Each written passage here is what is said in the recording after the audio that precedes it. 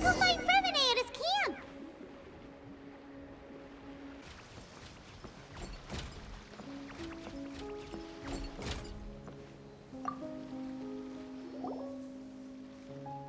Hey, Fremine! Felxie! We're here! Hello, Paimon. Hello, traveler.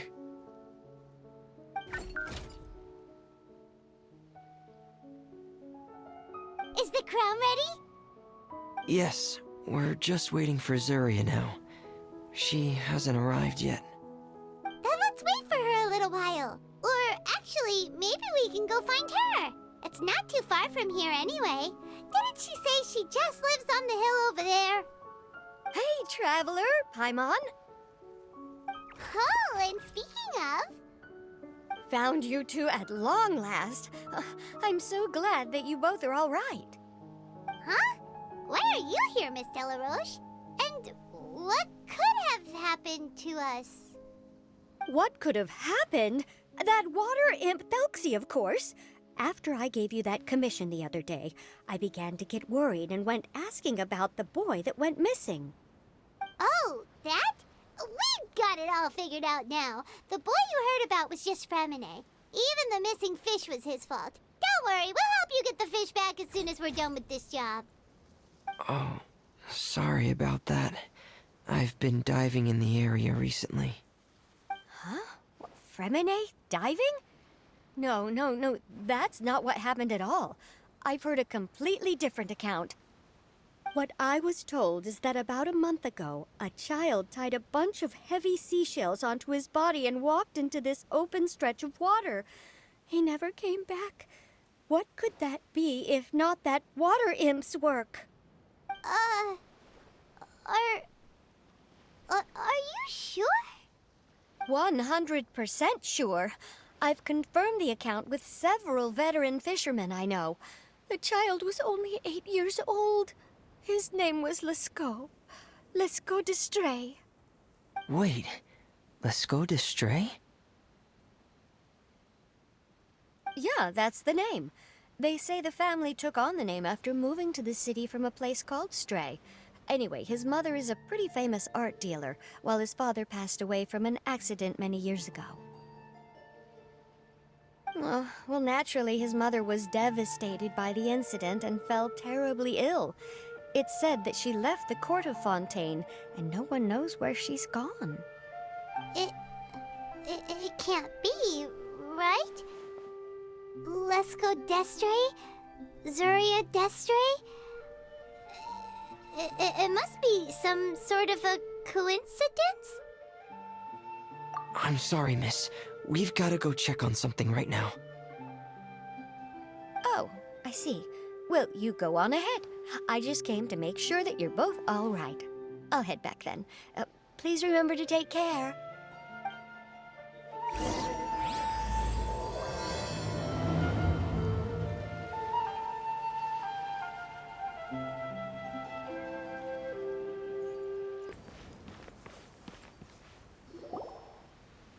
Excuse us. Is anyone here? Is this Madame d'Estray's place? Who are you? I have a patient here who needs quiet bed rest. Please leave us be unless you have anything urgent to report.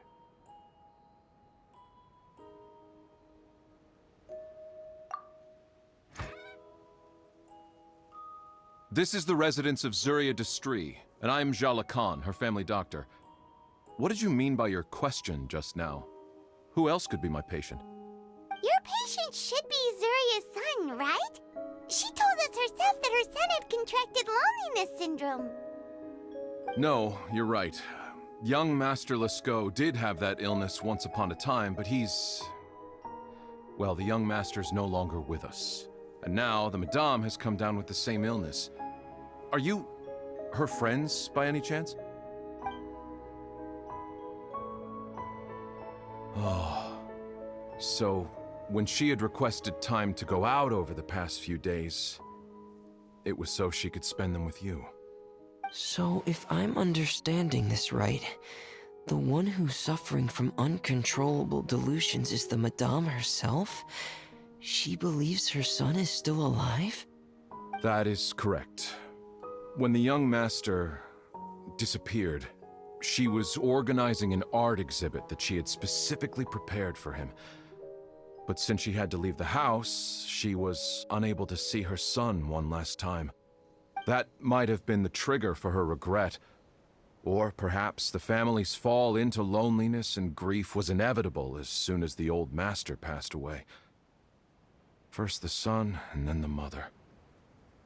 But how could that be? She really looked like she had a handle on everything. Her smile was so lovely, and she even told us to stay optimistic. But you're saying she... Those actions are proof that she can no longer differentiate between fantasy and reality. Then all the other things that she told us about her son, were those fake too? No, those were all real. Although they were all things that happened before the young master left us for good. Madame's time has just never moved forward since his passing. I see. So after her son left, she created a fantasy world where her son was still with her. She was looking for a way to cure his illness when she ran into us. She has been in a good mood the past few days, even humming a song when she returned from her stroll. She even began discussing with me the idea of using deliberate guidance to ease the illness. It was all going well, until last night. She spent a whole night staring at the shell the young master left behind, and the words that he had inscribed onto it. Then she broke down once more. I prescribed some sedatives, and she's currently resting. But then what should we do? How can we help her? There has to be something we can do. Don't panic, Paimon. Even though this is a devastating piece of news, we must all calm down first. What should we do? I need to think. I need to remember the old house of the hearth and the children who lived in it. Those patients and what their doctors said back then.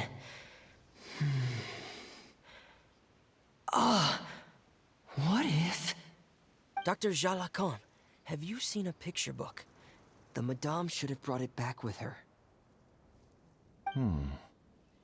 Are you thinking about trying the guidance therapy she talked to me about before? Well, it's worth a shot. I'll go get the book. Yes, this is it. That's right. If what Dr. Jalacan said was true, the past few days have been very helpful to Zuria, so we should complete this journey. We need to show her that her child has found a happy ending in the world of her dreams. But wouldn't that just make it harder for her to accept reality? One must first face reality before accepting it. The Madame has been crushed by her feelings of grief and can no longer bring herself to face reality. Our first priority would be to get her out of this state. Right. Before today, I had thought she wanted to use Thelxie's fantastic adventures to save her son. But now, I think she might need it to save herself. And if we could complete it, we should be able to give her some feeling of inspiration and closure. Maybe those feelings would be enough to give her some courage to face reality again. There's no time to waste. Let's set off right away.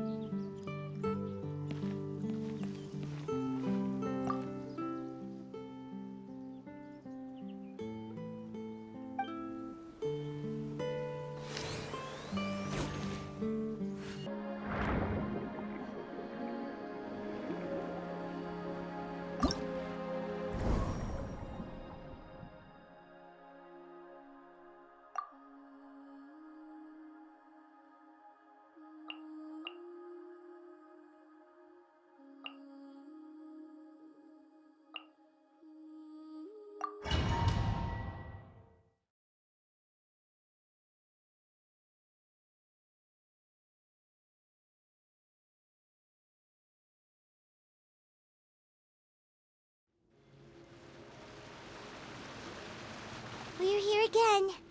This is the final part of Thelxie's journey, but the most important person is missing.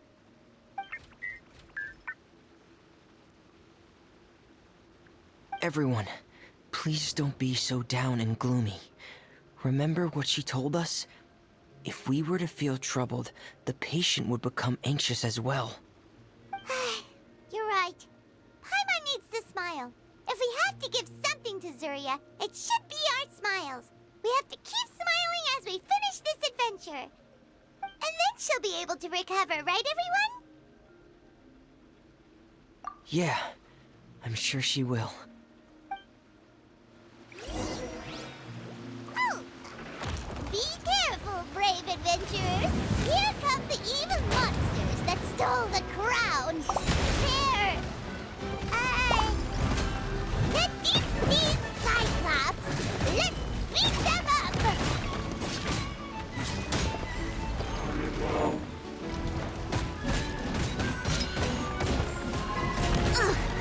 I missed a spot! Watch out, everyone! They're coming at us again! There's no need to fear! Prince Thelxie looks stronger than ever today! He must be going all out!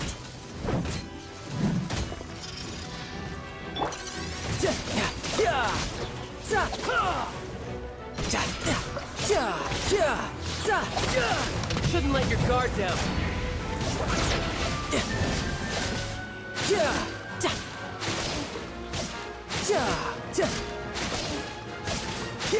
Oh, this is the final enemy, right? Ahem. We'll reclaim the crown for you now, Your Highness! Lena, Frost is coming. Get in gear.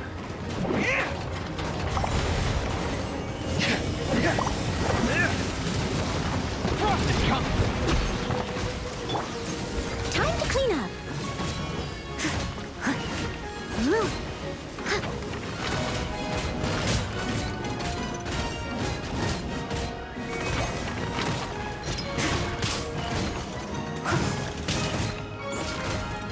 Orders given. Orders received.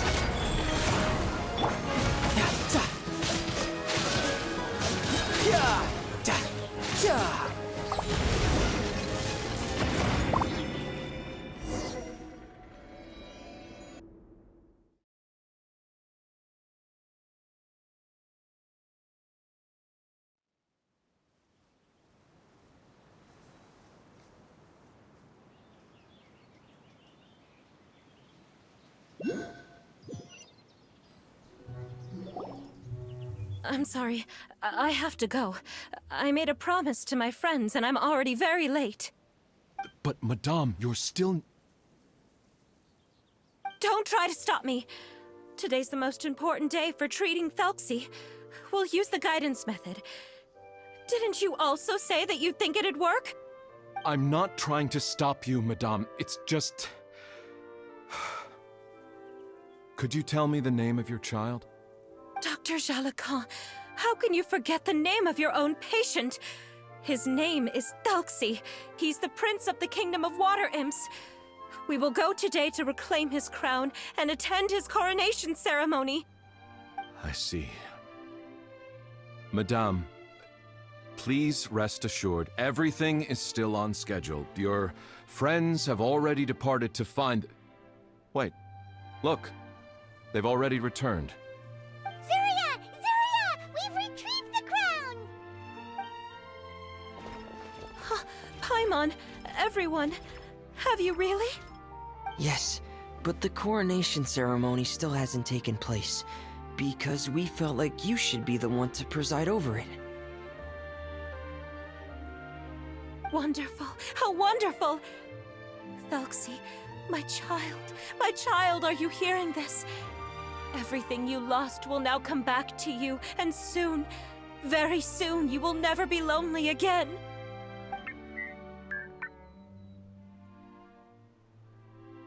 And the last page of the picture book. It's still waiting for you to illustrate in color. Right, the picture book. But I don't know what I should put on the last page. Don't worry, Thelxie and his friends all know what should go on it. Get ready, Zuria! We'll describe everything for you! Okay, okay.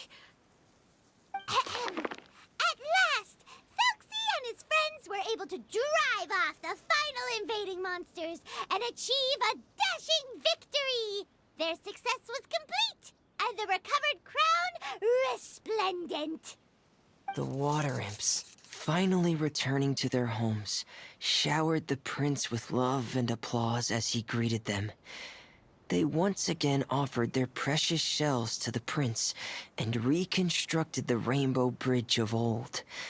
As he watched the scene unfold, the prince could not help but be touched by its beauty.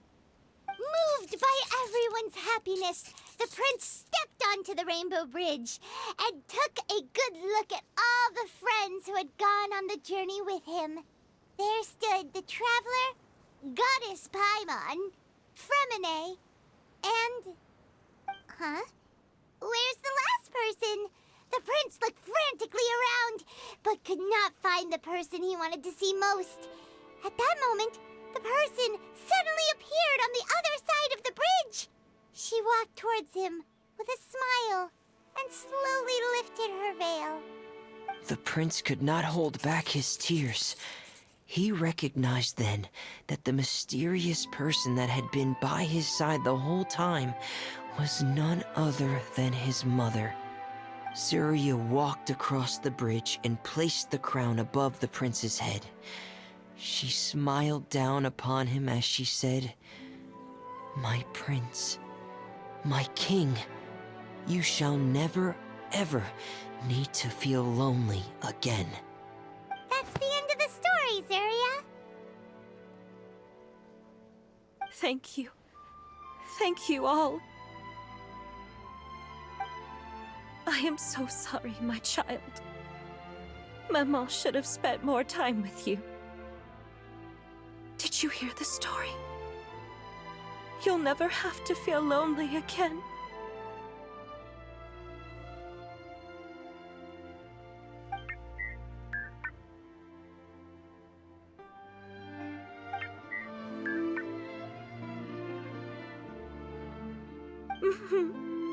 Maman loves you too. What's happening? Is Surya talking to Felxie? Quick, put on my diving helmet. There's a transcription module in it that's compatible with Thelxie's output signals. You should be able to use it to understand what Thelxie's saying.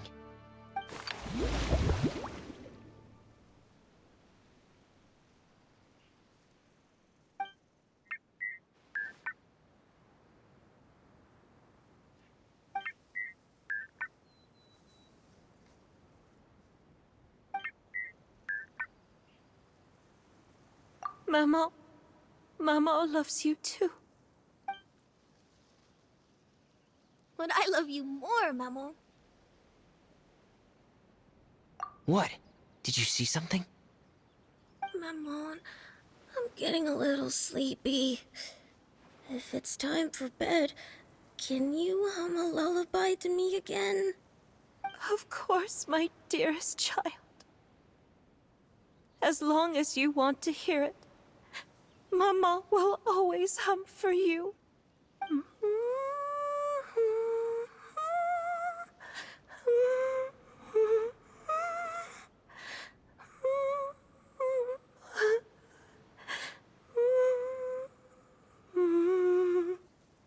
Thank you, Maman. Your lullaby has always been my favorite. Now that I've heard it, I can return to my dream and to the kingdom of water imps in peace.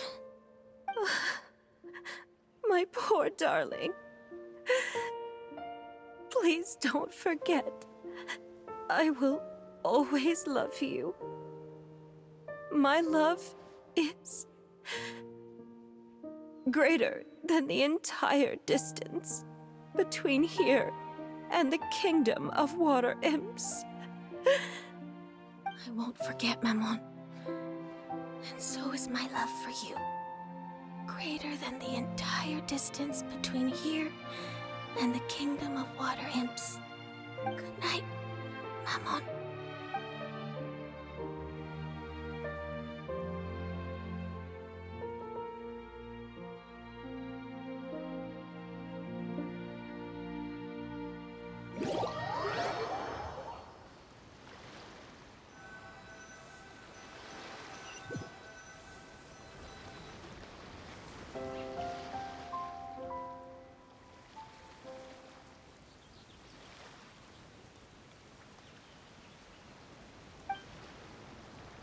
Traveler, Paimon, you're here. Fremine, why did you call us in such a hurry? Did you hear something from Zuria? Oh, if it's not good news, Paimon doesn't want to hear it. Don't worry, it's definitely great news. The Madame came here for a visit just now with her doctor. Color has returned to her cheeks, and she sounded full of energy as well. She said she'd like to return to the court to continue hosting the art exhibit. But this time, she'll work with her doctor to exhibit some picture books related to the illness. Of course, Thelxie's fantastic adventures and the guidance therapy will be included in the exhibit as well. She'd like to use her experience to help others. That's wonderful! So it wasn't bad news after all. Mm-hmm. Here, please take this picture book with you. The Madame wanted you to have it. If, at some point in the future, you were to run into someone with similar troubles, she hopes the book would be of use to you. But this is her son's story, right? Is it really okay to give the book to us? Don't worry, it's just a copy. She still has the original. It's extremely important to her. Alright, then there's no problem. It feels good knowing we've contributed to something important. Paimon definitely didn't expect the fantasy adventure to be so useful. Paimon was a little worried about how everything would turn out. After all, fantasy is just fantasy. Paimon, do you know what the Madame said? She said that at the moment when she placed the crown on Thelxie's head, she felt like she really saw something beautiful. Her child had returned, and he told her that he loved her. She also said that was when she was finally able to bid farewell to her son. She felt like at that moment, she was healed by some mystical power, and she was filled with courage from head to toe. Oh, really? But could that just be another part of her fantasy? Perhaps. But if fantasy is just fantasy, and the fantasy world is not real, then how could it still grant us these powers that we can continue to use in the real world? But what else could it be? A descent of the fairy tale world into the real world. At that time, the wondrous fairy tale temporarily became reality and influenced real things in our world. That has to be what happened. You saw it too, didn't you? But that can't be what happened, right? There's just no way. Wouldn't it be like a miracle if that really happened? Yes, I suppose that would be a miracle. I hope that everyone who's found themselves in a dark place would be able to see something beautiful and experience a miracle for themselves.